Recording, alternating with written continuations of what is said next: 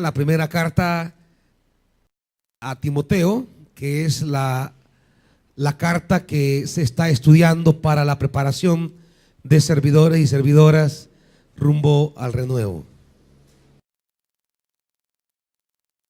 Primera carta del apóstol Pablo a Timoteo.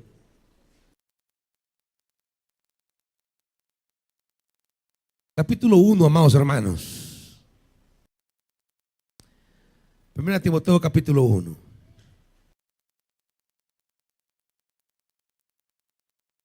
Vamos a leer la primera frase del versículo 2. Primera carta a Timoteo, capítulo 1, versículo 2. ¿Lo tienen, hermanos? Y solo quiero leer esta frase que dice: a Timoteo, mi verdadero hijo en la fe. Leámoslo otra vez, hermanitos. A Timoteo, mi verdadero hijo en la fe. Oremos. Padre, queremos pedirte que tu Santo Espíritu pueda esta mañana tomar esta palabra, esta escritura, y colocarla como palabra viva y poderosa en el corazón nuestro, de tal manera que pueda decirse de nosotros lo que de Timoteo se dijo en aquella ocasión. Permítenos, Padre, comprender la realidad de ser genuinos, la realidad de vivir a la altura de la legitimidad que tú quieres de nosotros. Espíritu Santo, háblanos, ilumina nuestro camino, en el nombre poderoso de Jesús. Amén. Siéntese, amados hermanos. Esta frase a la que le hemos dado lectura tiene dentro de la carta la función de señalar el destinatario de este escrito, es decir, para quién va esta carta dirigida. Y se nos dice que es para Timoteo. Él es el destinatario. Hacia él el apóstol Pablo, que se identifica en el versículo 1 como apóstol de Cristo Jesús por mandato de Dios, nuestro Salvador, y de Cristo Jesús, nuestra esperanza. Ahí tenemos, diríamos, el remitente es el apóstol Pablo. Claro, ha habido toda una discusión no sin fundamento acerca de si realmente el apóstol Pablo de su puño y letra escribe esta carta, porque la temática y los problemas que enfrenta esta carta están muy lejos de los temas que eran la realidad del apóstol Pablo. Por eso hay escritores, hay biblistas que hablan de lo que se llama en la antigüedad la pseudoepigrafía. La pseudoepigrafía era un procedimiento mediante el cual discípulos de una segunda o tercera generación de un personaje importante atribuían sus escritos a ese personaje. Es decir, una generación posterior, ya sea una o dos generaciones posteriores a ese personaje importante de la comunidad, venían estas generaciones y ponían por escrito las enseñanzas, ponían por escrito las verdades o aplicaban la enseñanza de su maestro a nuevas situaciones. Y una manera de darle peso y autoridad a ese escrito era atribuírselo de manera directa al fundador de la comunidad. Era una costumbre normal en aquella época. Para nosotros sería un engaño. Para nosotros sería como estar mintiendo. Sería estar atribuyendo cosas a alguien que en verdad nunca hizo. Pero claro, esas son comprensiones de nuestra mentalidad actual.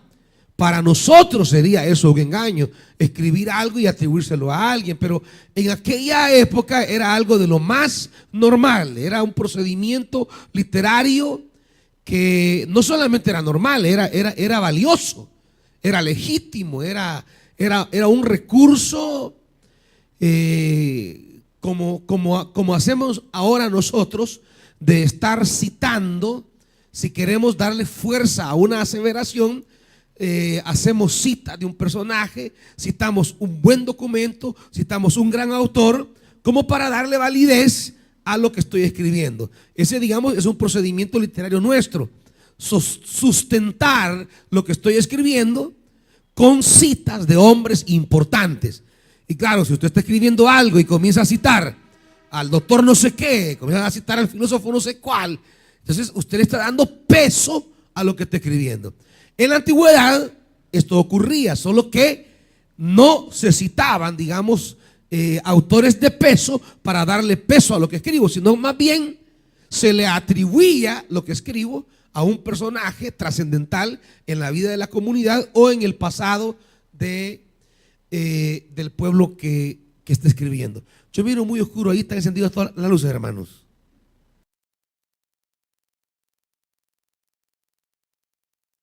Que no les encante vivir en oscuridad, hermanitos. Salgan a la luz. Si es culto, no es un noviazgo. Entonces, era diríamos, en aquella época, un procedimiento tan normal que una segunda o tercera generación le atribuyera el escrito de manera directa al miembro importante de la comunidad. Y claro, esto se piensa que es así debido a que esta carta aborda temáticas que era imposible en la época del apóstol Pablo abordarlas. El tema, por ejemplo, que refleja de una iglesia ya muy organizada. Para el tiempo del apóstol Pablo, lo que habían eran apóstoles, profetas y maestros. Ya ahora, en 1 Timoteo, ya hay presbíteros, obispos y diáconos. O sea, ya refleja un proceso de organización eclesial más avanzado. Estamos hablando de unos 30 años posteriores al periodo del apóstol Pablo, 30, 40 y hasta 50 años después del apóstol Pablo. Es decir, la organización eclesial que refleja la primera carta a Timoteo es completamente diferente. Por ejemplo, cuando se dice en el versículo 1 del capítulo 3, se dice, y es verdad, que si alguno anhela ser obispo, esa idea del obispo ni siquiera se hacía presente en la época del apóstol Pablo. Lo que había allá eran heraldos, misioneros, apóstoles, profetas, maestros. Era más una dinámica de un liderazgo carismático.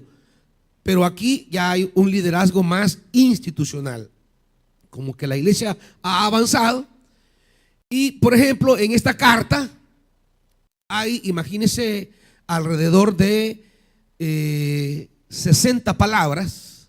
En esta carta, 60 palabras que nunca aparecen en el vocabulario del apóstol Pablo histórico. ¿Cómo alguien va a usar de repente 60 palabras nuevas que nunca ha usado antes? Por estos y otros tantos motivos se piensa que esta carta fue escrita por algún miembro de la comunidad o una comunidad de segunda o tercera generación después del apóstol Pablo para recoger la memoria de Pablo y aplicarla a nuevos contextos. Cómo la enseñanza del apóstol Pablo tiene aplicación a una nueva situación. Claro, de hecho, la mención que Pablo hace en Corintios y en Gálatas acerca de la mujer es diametralmente opuesta a la que hace aquí en 1 Timoteo. Allá Pablo dirá en Gálatas, ya no hay varón ni mujer. Allá se hablará de que la mujer ora con la cabeza tapada, profetiza. Aquí se dice que la mujer guarde silencio en la congregación. O sea, la perspectiva de la mujer en la comunidad ha cambiado. Esto nos hace pensar que pueda haber una cierta razón al pensar que esta carta representa la tradición de Pablo aplicada a un nuevo contexto y recogida, esa memoria paulina, recogida por una comunidad de segunda o tercera generación que busca mantener la memoria del apóstol Pablo. Ahora, como siempre digo el día martes, independientemente si fue la pluma directa de Pablo o de un discípulo de él 40 años después, eso no afecta en nada el que esta carta sea palabra de Dios. El carácter de ser palabra de Dios no es dependiente del autor humano. El carácter que un escrito sea palabra de Dios depende de la inspiración del Espíritu Santo. Y lo que declaramos nosotros en esta carta es que esta carta Independiente de las explicaciones históricas que se le puedan dar al escritor humano, esta carta es palabra de Dios, en tanto es inspiración del Espíritu Santo. Eso es lo que hace palabra de Dios a un documento. Lo que hace palabra de Dios a un pasaje de la Biblia, o a una carta, a un texto, a un evangelio, es la obra del Espíritu de Dios. ¿Me van siguiendo, hermanitos? Ahora, en esa perspectiva, el autor recoge la tradición del apóstol Pablo, y por eso dice Pablo, apóstol, remitiéndose a la fuente, diríamos, de enseñanza que él va a actualizar o va a traer al presente. Lo que va a hablar es acerca de la enseñanza del apóstol Pablo. Y cómo el apóstol Pablo, de alguna manera, recoge un reto en el versículo 2, en la frase que leímos, a su hijo Timoteo. Timoteo es el destinatario. Él ha dejado, dice el versículo 3, al partir para Macedonia te encargué que permanecieras en Éfeso. Éfeso es la ciudad que Timoteo está pastoreando. Diríamos que la iglesia de Éfeso es la que Timoteo está dirigiéndole la palabra.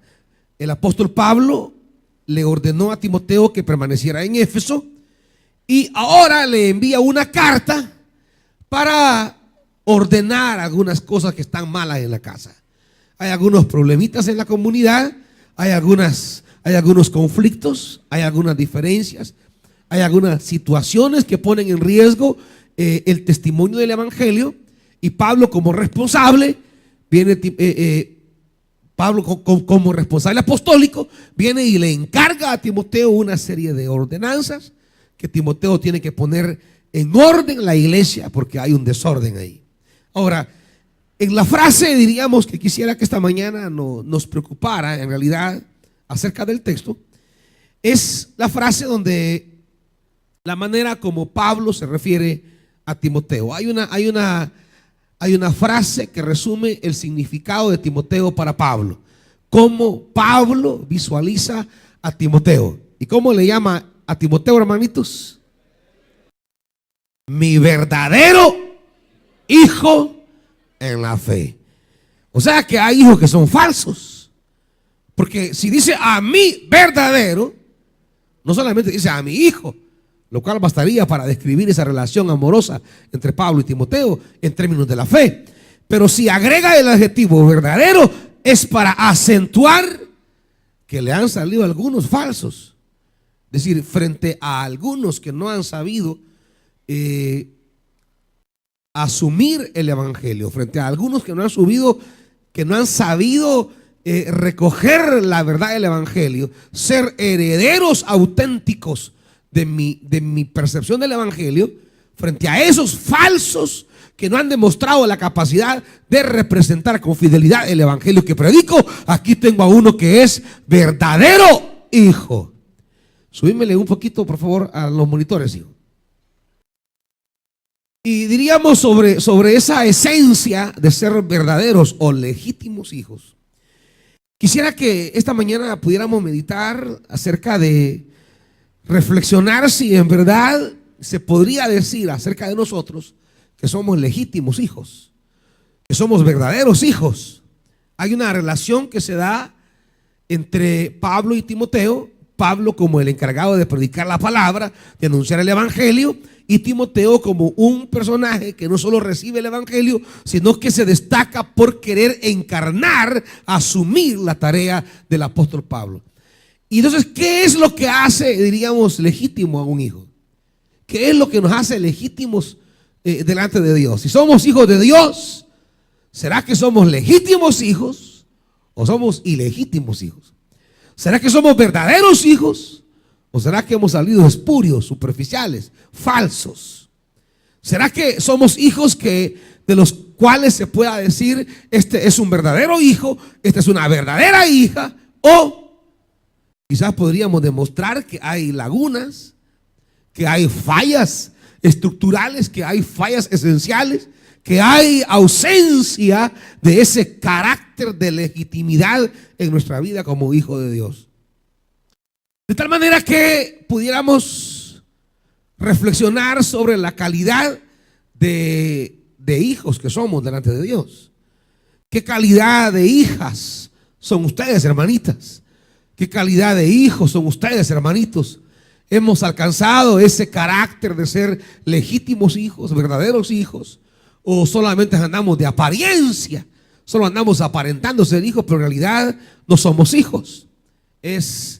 Puede haber un engaño como en el caso de los judíos. Mire el Evangelio de Juan, acompáñeme. Una de las cosas con las que Jesús va a lidiar con los judíos de su tiempo es cómo los judíos se creían hijos de Abraham.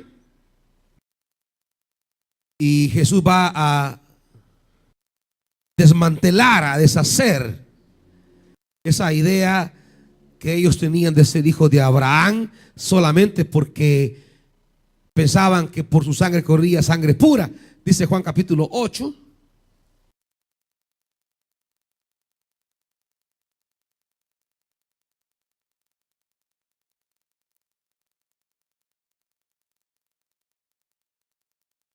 Juan capítulo 8, 31.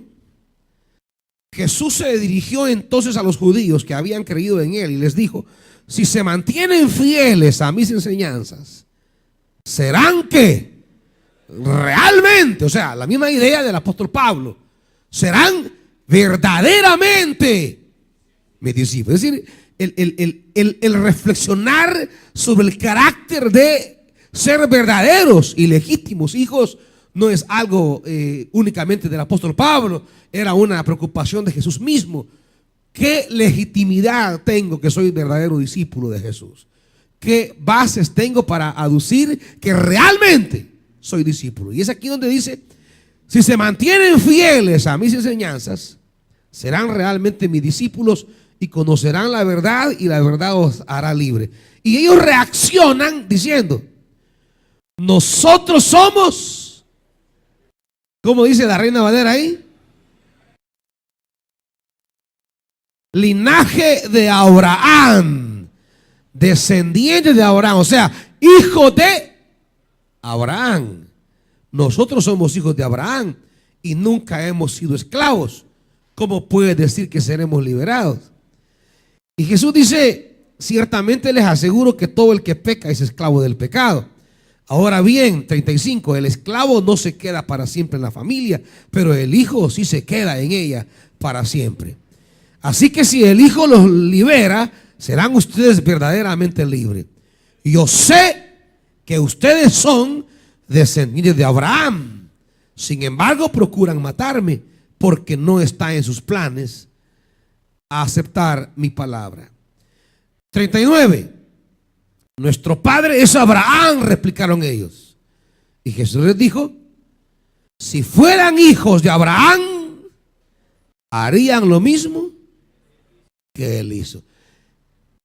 ¿En qué reside la paternidad o en qué reside la filiación? ¿En qué reside ser hijo de, hermanitos? ¿Cuál diríamos es la esencia de la legitimidad de ser hijo de?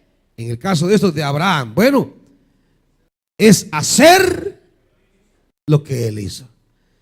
Digamos que la esencia de ser hijos legítimos tiene que ver con hacer lo que él hizo. Si fueran hijos de Abraham, harían lo mismo que él hizo. En otras palabras, la calidad de ser hijo de Dios no tiene que ver con la manera de hacer el culto.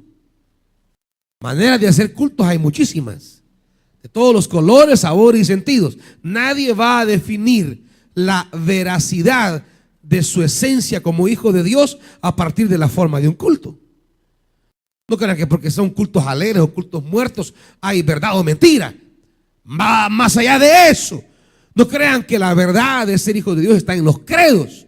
No es que, mire, yo me puedo el credo pero de memoria. Yo me sé la doctrina de mi iglesia de pe a pa. Yo me conozco la enseñanza denominacional. No, amados hermanos. La verdad de un hijo no viene de cosas teóricas, sino de cosas prácticas. Si fueras hijo de Abraham, harían lo mismo que él hizo. Por eso dice más adelante, 44. Ustedes son de qué, hermanitos? De su padre el diablo, cuyos deseos quieren cumplir. Desde el principio este ha sido un asesino y no se mantiene en la verdad porque no hay verdad en él. Cuando miente, expresa su propia naturaleza porque es un mentiroso. Ellos apelan que son hijos legítimos de Abraham, pero Jesús les dice: ustedes son hijos legítimos pero del diablo. Ellos dicen: somos verdaderos hijos de Abraham. No, ustedes son hijos verdaderos pero del diablo. ¿Por qué? Porque si fueran hijos de Abraham, harían lo mismo que él hizo. Esa, digamos, es la perspectiva de Jesús de cómo los oyentes se habían autoengañado creyendo que eran hijos de Abraham y por tanto fieles a la memoria de Israel antiquísima. Y Jesús les dice: ustedes viven engañados, son unos religiosos engañados. Por tanto, existe la posibilidad que estemos en el ambiente religioso y estemos engañados acerca de que somos hijos legítimos de Dios o no. Que es entonces lo que va a definir mi esencia de verdadero hijo, es mi práctica. Si hago lo que Jesús hizo, si hago lo que el apóstol Pablo hizo, si seguimos, diríamos, la herencia que ese personaje nos ha encargado, entonces somos verdaderos hijos o somos hijos falsos, hijos espurios. Y es importante esto, amados hermanos, porque tiene que ver con la calidad misma de vida cristiana. Yo, ¿qué clase de cristiano soy? Significa qué clase de hijo soy. ¿Y cómo defino a partir de la legitimidad de la clase de hijo que soy? Vamos a Timoteo de nuevo, para entender que si Pablo le dice mi verdadero hijo, ¿qué es lo que Pablo entonces esperaría? O a partir de qué verdad Pablo le dice a Timoteo: eres mi hijo. Y vamos a concentrarnos en los versículos 18 en adelante del capítulo 1, donde él vuelve a retomar el tema de Timoteo como hijo. Primera Timoteo 1, 18. ¿Estamos ahí, hermanos? Y dice: Timoteo, hijo mío, te doy este encargo porque tengo en cuenta las profecías que antes se hicieron acerca de ti. Deseo que, apoyados en ellas, pelees la buena batalla y mantengas la fe y una buena conciencia. Por no hacerle caso a su conciencia, algunos han naufragado en la fe. Entre ellos están Himeneo y Alejandro, a quienes he entregado a Satanás para que aprendan a no blasfemar. Diríamos que hay esta mañana tres cosas a partir de las cuales vamos a identificar nuestra legitimidad, nuestra verdadera esencia o característica de ser hijos de Dios. Pablo ve a Timoteo como alguien que le dará continuidad a su tarea apostólica. Para Pablo, un hijo es aquel que le va a dar seguimiento. Un hijo es aquel que va a prolongar la práctica apostólica del apóstol Pablo. Y es que esa, diríamos, es en la Biblia la verdadera esencia o el verdadero carácter de un auténtico hijo. Aquel que toma la herencia y le da continuidad, le da seguimiento, mantiene con fidelidad esa herencia y la hace germinar en los nuevos tiempos.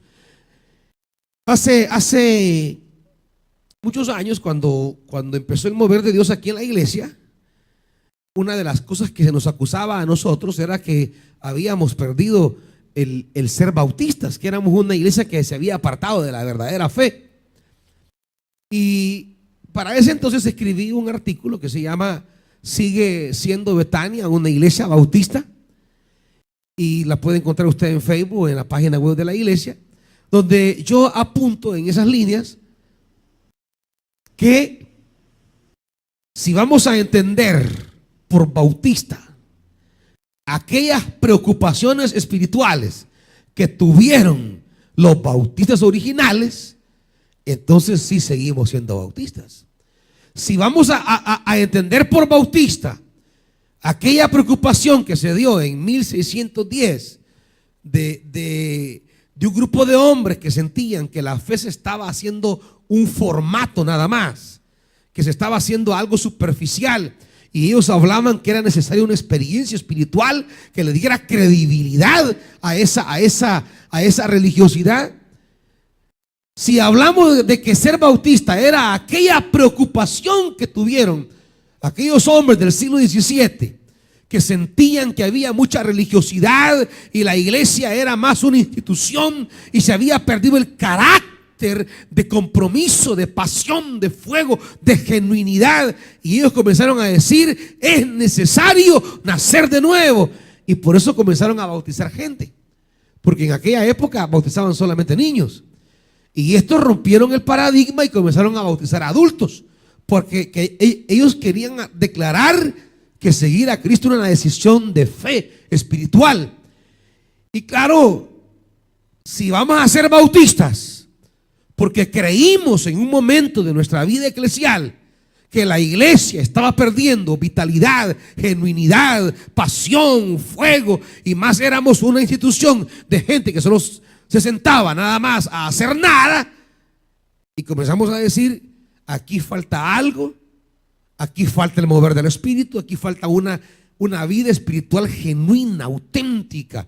Esto de ir a la iglesia no puede ser mero formalismo, mero costumbre, mera obligación. Tiene que haber un despertar espiritual personal que nos haga experimentar la obra de Dios en nosotros.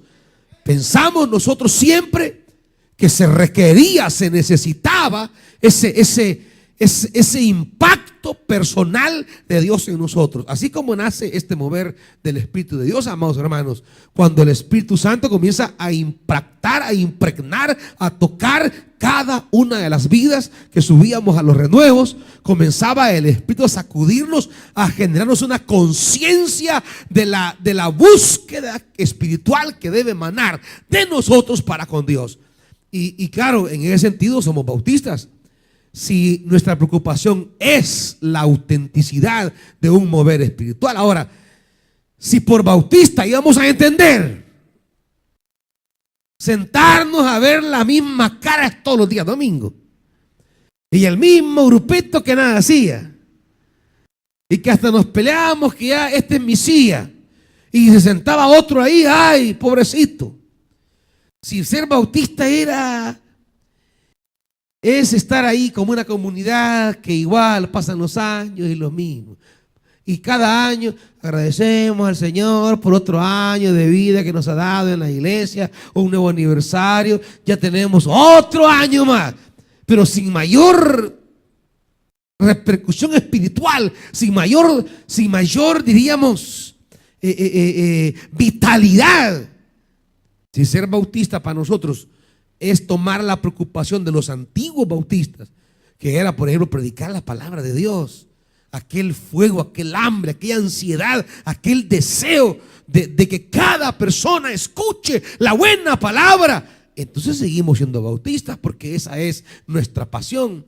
Nuestra pasión es predicar la palabra, que todo el mundo oiga su voz, que nadie se quede sin testimonio. Pero claro, si ser bautista es estar sentado ahí aplastado y nunca evangelizar a nadie, nunca predicar a nadie, nunca sabe lo que es tener una reunión de poder en su casa, nunca ha ido a predicar a un lugar, gente que tiene años de estar ahí y jamás se ha parado para dar testimonio vivo de Jesucristo, nunca ha predicado en un bus, nunca ha predicado en una esquina, no tiene su casa un centro de predicación, nunca es líder de nada. Solo ocupan cargos ahí y se pelean por los mismos cargos y hay una serie de disputas de poder. Si es así, ya no somos bautistas. Pero si ser bautista es tener la pasión de predicar el evangelio, lo seguimos siendo entonces. ¿Qué quiero ilustrar con esto?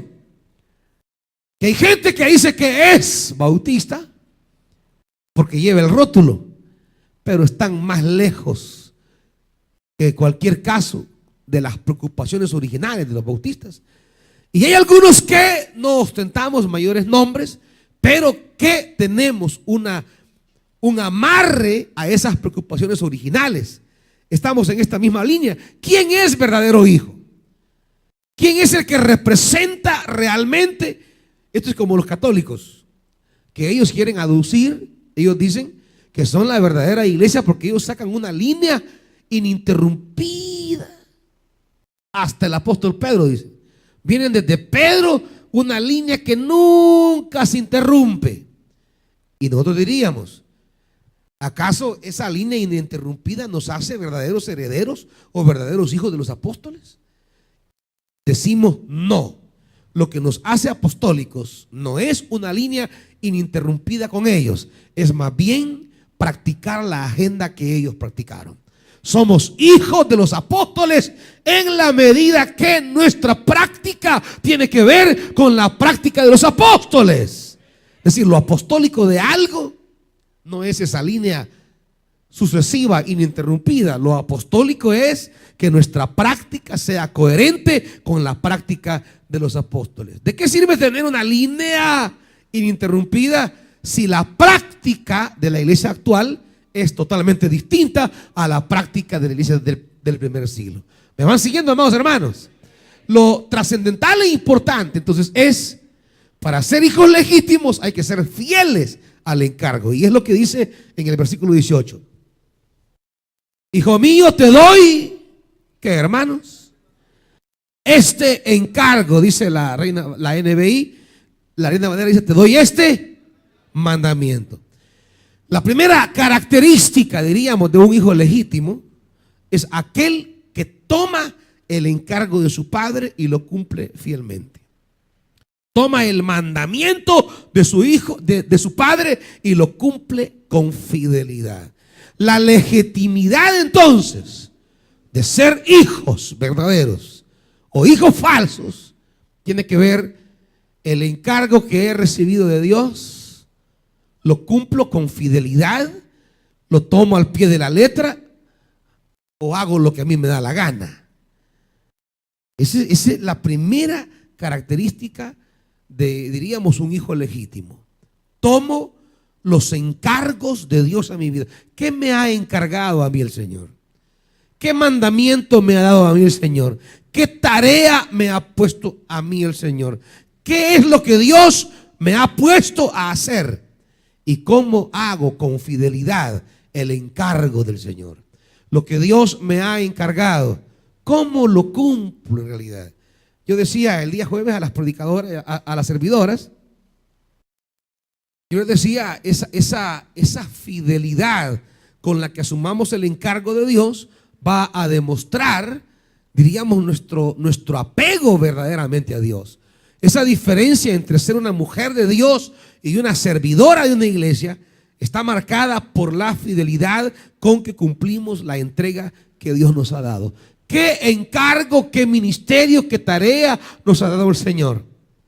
Por ejemplo, cuando usted mira, les decía yo a las hermanas, a Saúl y a David, usted pone toda la vida de Saúl por escrito y pone la vida de David por escrito, y tomáramos, por ejemplo, el criterio de la moralidad, si tomamos la moralidad como una guía para valorar la vida de ambos, yo les digo una cosa: la vida de Saúl sale quizás mejor valorada que la de David en términos morales.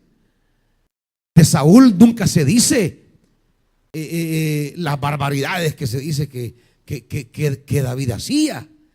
David hacía cosas tremendas. Imagínense, solo para poner dos cosas de David.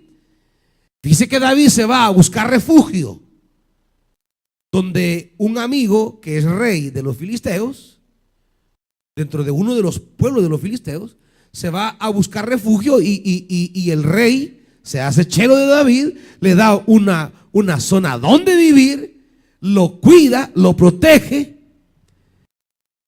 Y David salía con sus hombres a la rebusca. Y fíjese esto: ¿sabe usted cuando David y sus hombres salían a la rebusca? ¿Saben qué ciudades iba a destruir? Ciudades de los filisteos, ciudades que estaban bajo la responsabilidad del rey amigo que le había dado compañía en su casa. Y cuando David regresaba y el rey lo miraba entrar, le decía: David, ¿y qué hiciste hoy? Fui a destruir unas ciudades de Judá, decía. Un gran pajero. Ah, qué bueno, le decía el rey, y ya lo dejaba pasar. Salía después ¿y a dónde vas? Hoy voy a ir por aquí, por este lado, al norte de Israel. Está bueno, le decía el rey. Campas, destruyéndole sus ciudades al pobre hombre. O sea, eso puede parecer algo falto de moral, de ética en la vida de David. ¿Qué decir del caso de David con Betsabé? Y más que el caso de David con Betsabé, más bien es el asesinato de Urías, que es el reclamo al final de Dios para con David. La manera como por una razón superflua, que es una mujer, él va a matar a un hombre. Digo una mujer porque en el caso de David habían tantas mujeres que pudo haber tenido y se fue a meter con una que ya estaba comprometida. Y no solamente eso, sino que para tapar lo que había ocurrido con Betsabé, va y asesina a Urías. Y eso es el reclamo grande de Dios para David. Ese tipo de escándalos usted no le mira a Saúl. Ese tipo de desórdenes morales no lo mira en Saúl. ¿Me van siguiendo, hermanos? Sin embargo, fíjese usted cómo son las cosas. Sin embargo, de Saúl, dice el Señor, me he arrepentido de haber hecho rey este desgraciado de Saúl. Y ahora me voy a buscar a otro hombre que sea mejor que él. Y termina diciendo de David: David es un hombre conforme a mi corazón. Y usted dirá: ¿y cómo? ¿Cuáles son los parámetros divinos entonces? ¿Cuáles son los criterios divinos para valorar a una persona de otra? Y yo creo que dentro de esos parámetros hay una cualidad, hermanitos, que es la que Pablo recoge aquí respecto a Timoteo. Hay una cualidad. Y es que cuando Dios le decía a David: quiero que hagas esto, David lo hacía al pie de la letra. Cuando Dios le decía a David: hoy vamos a ir aquí, vas a ir allá, David iba al pie de la letra. David era un hombre que tomaba los encargos de Dios de una manera fiel. Dios le decía: te entrego esto, y el hombre lo cuidaba porque era Dios quien se lo había entregado. Vas a ir a hacer esto, y David lo hacía al pie de la letra como Dios se lo había dicho. No era inconstante. David no era alguien que dejaba las cosas tiradas. No era algo a medio. Era algo que sabía que si Dios se lo había dicho, eso era lo más importante. ¿Sabe? Una de las cosas que molestan a Dios y desagradan a un padre espiritual, en el caso de Pablo a Timoteo, es la gente a la que se le entregan tesoros de sabiduría, tesoros de privilegio, tesoros de confianza, y la gente le vale. ¿Está oyendo, hermanito? ¿Sabe qué es el problema de Saúl? Dios lo llama, le dice Dios a Saúl: tengo un problema, tengo una piedra en el zapato, diría. ¿Y esto, Señor? Tengo lío contra los amalecitas, esos que le hicieron daño a mi pueblo cuando venían caminando de Egipto para la tierra prometida. Y la gente pobre, los ancianos, las mujeres y los niños se habían quedado rezagados. Y vino Amalec y a ellos atacó. Atacó a mujeres, niños, ancianos, y hizo matazón. Y Dios dice: tengo un conflicto contra Amalec. Saúl, vas a ser mi ejecutor de mi venganza. Voy a vengarme de Amalec. Así que, Saúl, vas a hacer esto, esto y esto. Y Saúl se fue, y usted ya sabe la historia. Comenzó alguna gente a decirle: Señor, ¿y por qué no guardamos esta vaquita? Guardémosla pues.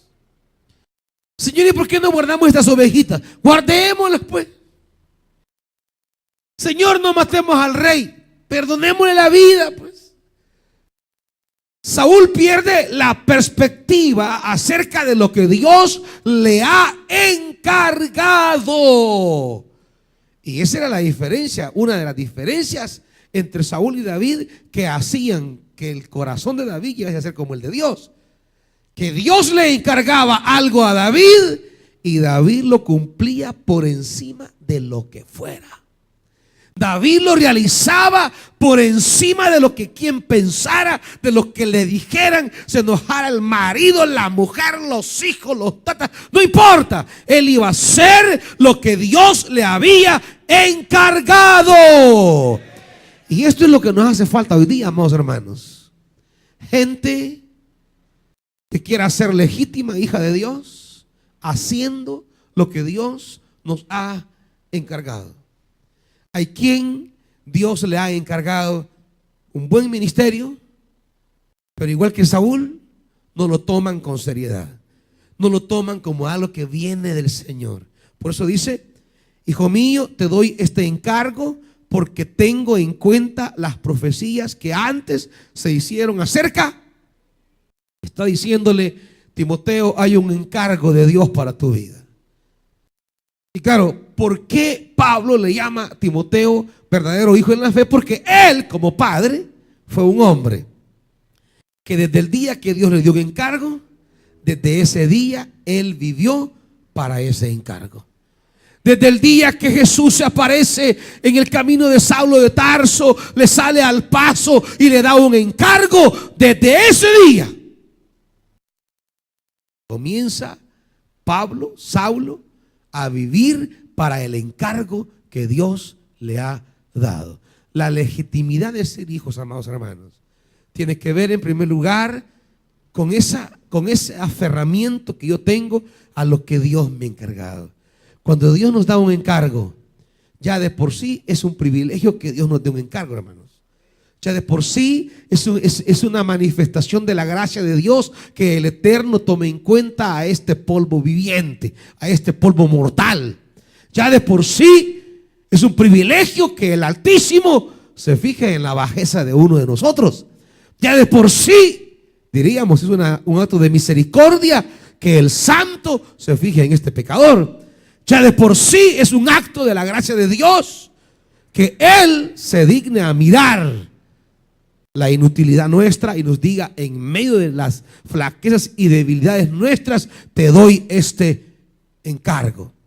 Ya de por sí, el ser, diríamos, receptores de un encargo divino, ya eso, hermanos, es más que suficiente, razón suficiente para cumplir con fidelidad el llamado divino. Sin embargo, no bastándoles a algunos que el Dios eterno se haya acercado a nosotros para darnos un encargo, tenemos en poco tal encargo y lo tomamos con una superficialidad. Vemos la cosa como que no fuera de Dios. Dice: se te han dado profecías respecto a este ministerio. Ahora yo te digo: toma este encargo, sé fiel a este encargo, porque esa fidelidad al encargo divino es lo que nos hace verdaderos o legítimos hijos de Dios. ¿Me están oyendo, hermanitos? Así que si la gente va a la iglesia pero no guarda ningún encargo, ese no es hijo legítimo. ¿Cuál es el encargo de Dios para su vida? ¿Cuál es la tarea, el mandamiento, la misión que Dios le ha entregado a usted, hermanito? ¿Cuál es la tarea que Dios le ha entregado a usted, hermanita? ¿A qué es que Dios la ha llamado? Aquello que Dios le ha encargado, amado hermano, sea fiel. No titubee, hermanito. No ande adentro, fuera, sí, no, tal vez, quizás. No. Si Dios le ha dicho: en esto me vas a servir, tome ese encargo hasta la muerte. Si Dios le ha dicho: esto quiero que hagas para mí, hágalo con fidelidad. Aquello a lo que Dios lo ha llamado, aquello que Dios le ha entregado, no debe permitirse. No debe tolerar, no debe aceptar que nada ni nadie interfiera en el santo encargo que Dios le ha hecho, amado hermano. Porque de él, de eso viene su legitimidad. La legitimidad de ser hijo de Dios, ser verdadero hijo, le viene de la seriedad que le ponga usted al encargo. Miren, amados hermanos, es una bendición grande de parte de Dios para su vida, de cómo Dios bendice la fidelidad de un encargo. Cuando es que eso está como que usted le encargue algo a alguien, a un trabajador, a un hijo, a alguien, y le demuestra fidelidad en el encargo. Usted se siente congraciado, satisfecho. Y si usted se siente satisfecho, lo que dice es: le voy a dar un encargo más importante. Y cuando lo puede ayudar, lo ayuda. Ahora imagínese Dios, cuando Dios nos puede ayudar, si Él siempre puede ayudarnos. Ahora imagínese qué tipo de ayuda recibiríamos de ese Dios. Por eso, yo no sé, hermanos, ¿por qué muchos no entendemos que nuestra bendición está en asumir con fidelidad el encargo de Dios para nuestra vida, pase lo que pase, venga lo que venga, ocurra lo que ocurra? Dios se agrada de aquellos que a quienes ha encargado algo lo tomen con fidelidad, lo llevan hasta las últimas consecuencias y se mantienen fieles a ese encargo divino. A eso Dios los levanta, hermanos. A eso Dios los honra. A eso Dios levanta su cabeza. A eso Dios los hace caminar en las alturas. A eso Dios los marca de su bendición. A eso Dios los llena de su gracia. A aquellos que asumen con gozo, alegría y fidelidad el encargo celestial, Dios a eso los honra. ¿Están oyendo, amados hermanos? Hermano, cuando Dios le ha entregado algo, tómelo y cúmplalo. Cuando Dios le ha entregado algo, hágalo. No lo deje a medias, no lo deje tirado. Es un desperdicio que hace de su vida cuando, habiendo recibido un encargo de Dios, usted lo deja por allí como que nada. Eso es desperdiciar su vida. No tenemos futuro alguno si los encargos de Dios los dejamos tirados. No hay futuro para nosotros, amados hermanos. Ninguno de ustedes piense que tendrá futuro si los encargos de Dios los deja tirados. Jóvenes, ustedes que tienen mucho tiempo por delante, que van buscando abrir caminos, oigan, jóvenes, la manera más eficaz, segura y bendecida de que el futuro se abra delante de nosotros y que Dios abra puertas y caminos y nos corone de su gracia es tomando el encargo divino con fidelidad. Jóvenes, no echen a perder su futuro. No boten los días que vienen por delante. Hagan que en el futuro las puertas se abran de par en par. Pero ¿sabe cómo se abren? Cuando Dios le dice: quiero que hagas esto para mí, hágalo con fidelidad y hasta el final. Cuando Dios le entregue una tarea, un ministerio, cuando Dios le entregue algo que quiere que haga, tómelo y hágalo con fidelidad, porque ahí se abrirá su futuro de par en par por la mano poderosa de Dios. No voten, jóvenes. No voten los días que vienen por caprichos, por enojo, por sentimentalismos, por decepciones amorosas, porque se peleó con un cipote, con una cipota, que le cayó mal el hermano, que le cayó mal la hermana. Ese tipo de tonteras, ¿acaso son más grandes que la fidelidad de Dios? ¿Acaso el daño humano es mayor que el beneficio divino? Mire, es más, si cualquiera de ustedes en el cumplimiento del ministerio va a sufrir alguna decepción, déjelo, siga adelante. Dios lo va a compensar más adelante. Si alguno de ustedes va a sufrir un daño en la fidelidad del ministerio, déjelo, siga adelante.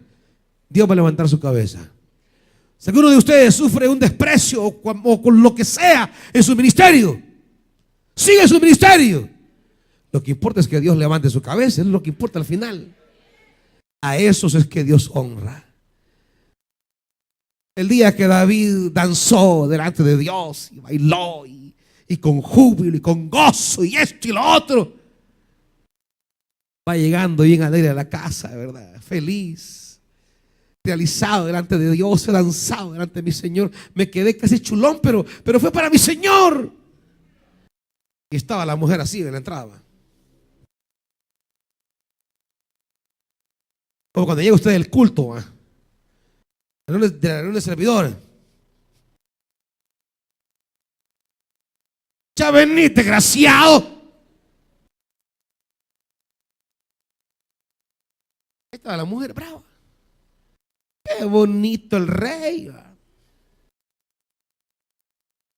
Chuloneado delante de las bichas.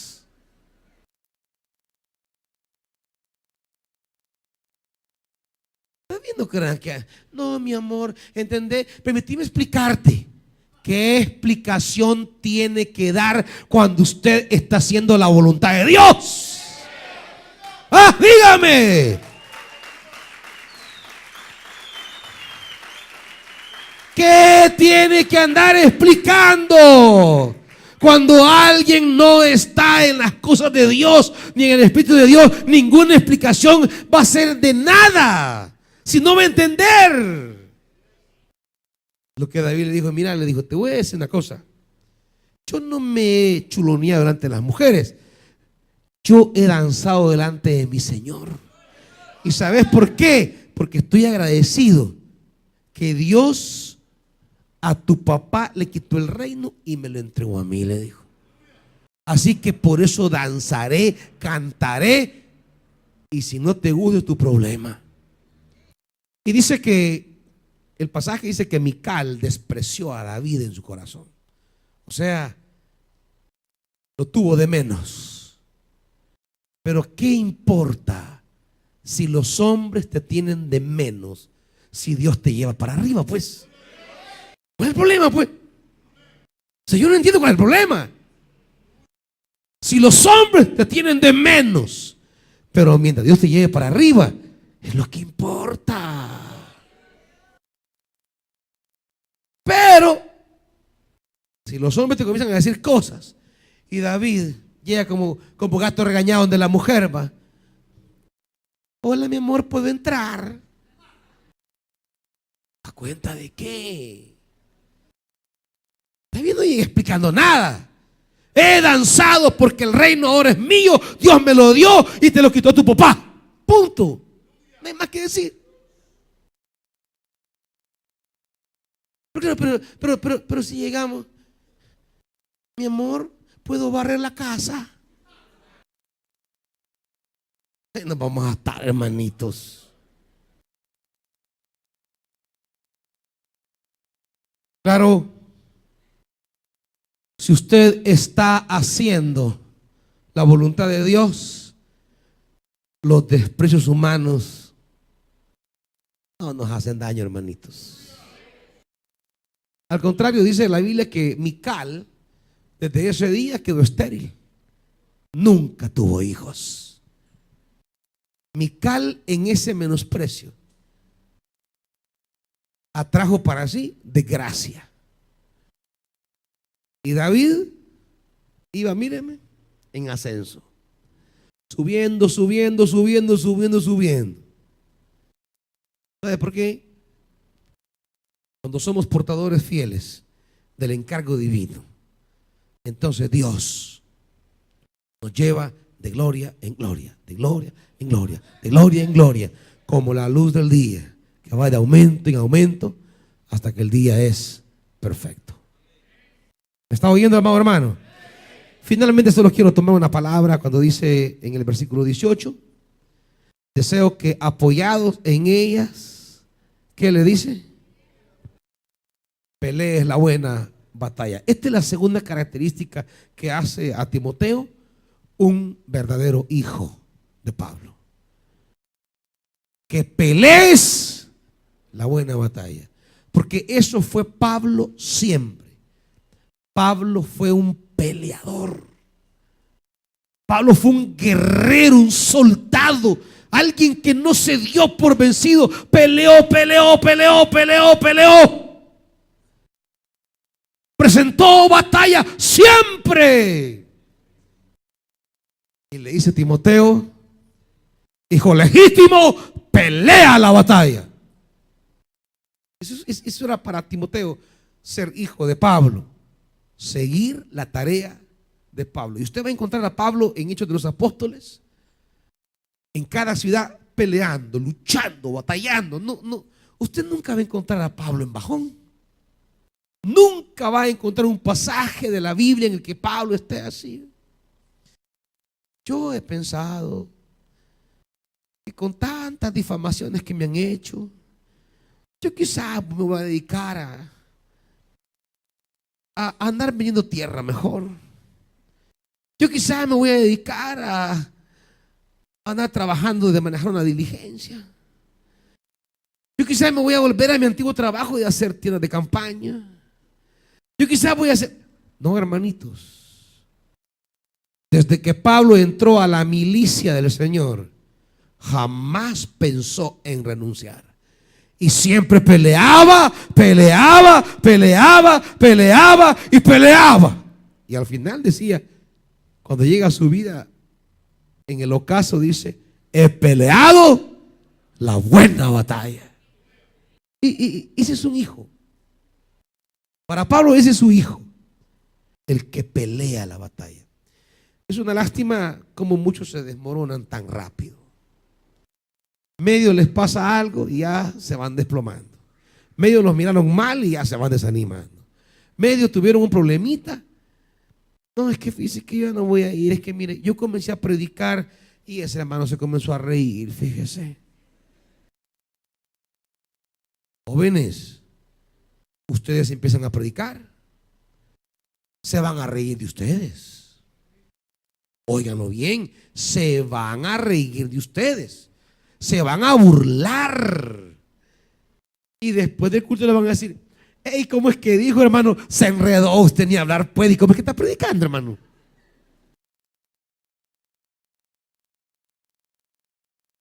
Y usted se va a poner rojo, morado, azul, negro, blanco.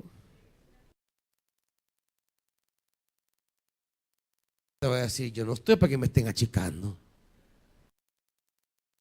Ni necesidad tengo. Y no es bonito, ¿sabe? Que se burlen de uno en la predicación. Más cuando uno comienza a predicar y usa palabras que quizás las usó mal. Y la gente que tiene más experiencia se va a burlar de usted. Más se va iniciando, comenzando. Y hay algunos que a la primera burla ya van tirando la predicación. Yo no estoy para que se burlen de mí, dice. Mire, amado hermano, se burlan de usted, pelee la batalla. Se ríen de usted, pelee la batalla. ¿Sabe? Hubo gente que se burlaba cuando yo tenía 14 años y predicaba. Y después del culto había gente que se me acercaba, ¿verdad? Y se reía de alguna palabra que yo hice. Pero yo solo digo, miren hermanos, 30 años después, ¿dónde están los que se burlaban? Y mire dónde nos tiene el Señor. ¿Están oyendo? ¿Entienden esto, hermanito? ¿Qué les quiero decir? Por un momento de conflicto pasajero y momentáneo, no sacrifique todo lo que Dios tiene para usted. ¿Qué tal, hermanito, si yo, sintiéndome apenado y avergonzado, porque uno se siente apenado, uno se siente achicado, ¿verdad? Que se burlen de uno o que le remarquen una frase que uno usó y que le hagan chiste de lo que uno acaba de predicar, uno se siente así apenado, achicado, humillado se siente uno. Pero ¿qué tal si en ese momento, en mi humillación, yo hubiera tomado la decisión de dejar el encargo divino? ¿Se imagina, amados hermanos, todo lo que se hubiese perdido si en mi humillación hubiera dejado atrás el encargo divino? Pero es que el encargo divino usted no lo puede dejar, hermanito. Esa es su vida, es su futuro, es la fuente de su bendición. Pelee la buena batalla. Pelee la buena batalla. Quisiera seguir, amados hermanos, pero ya van a venir los otros hermanos y los van a sacar, y para que no los saquen mejor, vámonos tranquilamente, pónganse de pie.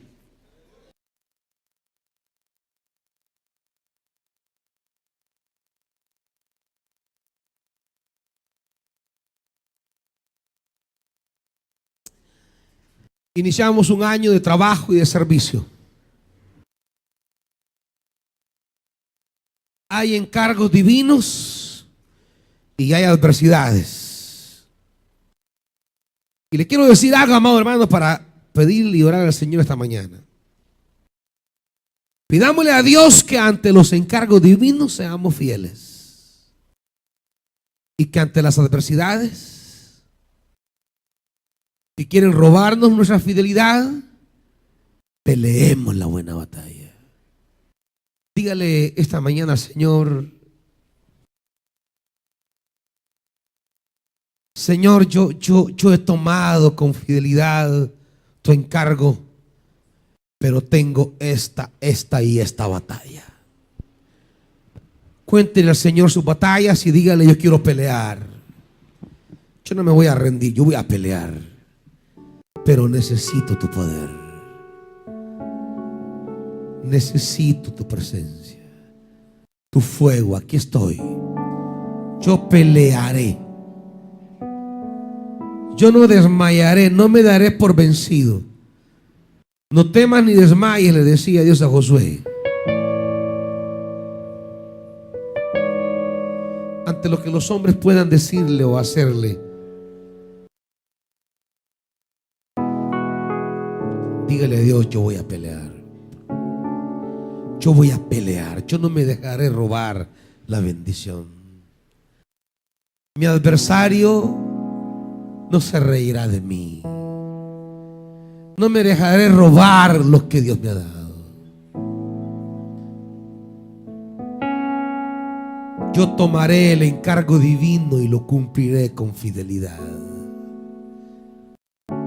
Dígale al Señor, amado hermano, conforme a la palabra que ha oído, háblele a su Dios. Y si esta mañana hay personas que quieran entregar su vida al Señor o reconciliarse con su Dios y decirle: Señor, yo boté mi escudo y boté mi espada, pero hoy lo levanto para seguir peleando. Señor, un día yo boté mi coraza, boté mi armadura, pero hoy tomo mi armadura y sigo peleando. Si alguien quiere reconciliarse con Dios, venga ahora y reconcíliese con Dios. Venga ahora y reconcíliese con el Rey.